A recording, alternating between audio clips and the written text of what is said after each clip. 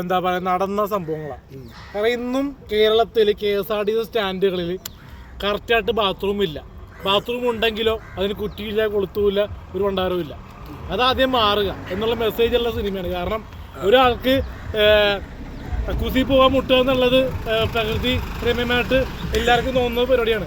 അപ്പം അതിന് ഒരാൾക്ക് ജീൻസ് ഊരി ഇട്ടിട്ട് കാര്യം സാധിക്കാൻ നോക്കുമ്പോൾ അത് നടത്തി കഴിയുമ്പോൾ ജീൻസ് കാണുന്നില്ല. ആണ് ഈ പടത്തിൻ്റെ മെയിനായിട്ട് സംഭവം.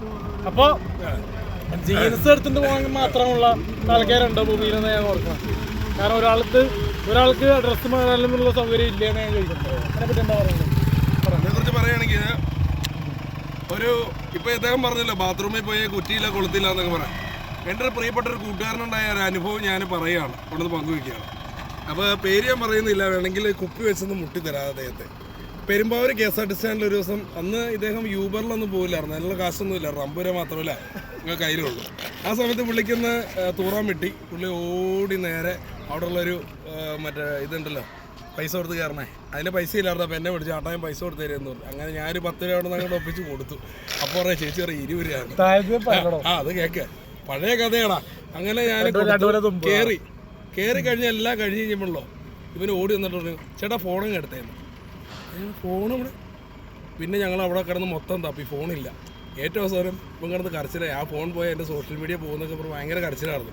ഞാനും അവിടെ ചോദിച്ചാൽ ചേച്ചിയോട് ചോദിച്ചു ഫോൺ കിട്ടും, എവിടെ കിട്ടിയില്ല എന്നൊക്കെ പറഞ്ഞു. ടെൻഷൻ. ഞാൻ പ്രാർത്ഥിച്ചു കഴിയുമ്പോൾ എടുത്ത് വീഡിയോ ഒന്നും പോസ്റ്റ് ചെയ്യാൻ പറ്റില്ല.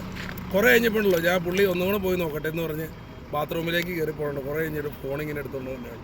അപ്പം ഞാൻ എങ്ങനെ കിട്ടി പോകാനെന്ന് പറയാം, എങ്ങനെയാണെന്ന് അറിയില്ല ചേട്ടാ, ഫോണിങ്ങനെ ക്ലോസറ്റിൻ്റെ ഉള്ളിൽ പൊങ്ങി നിൽക്കണ്ടായിരുന്നു. ആ അനുഭവമാണോ ഇന്നസെന്റ് സിനിമ എനിക്കറിയില്ല. അനുഭവമൊക്കെ ഉണ്ടായിരുന്നു നമുക്ക് ജീവിതത്തിൽ. ബസ്സിൽ യാത്ര ചെയ്യുന്ന സമയത്തൊക്കെ അങ്ങനത്തെ അനുഭവങ്ങളൊക്കെ ഉണ്ടായിരുന്നു.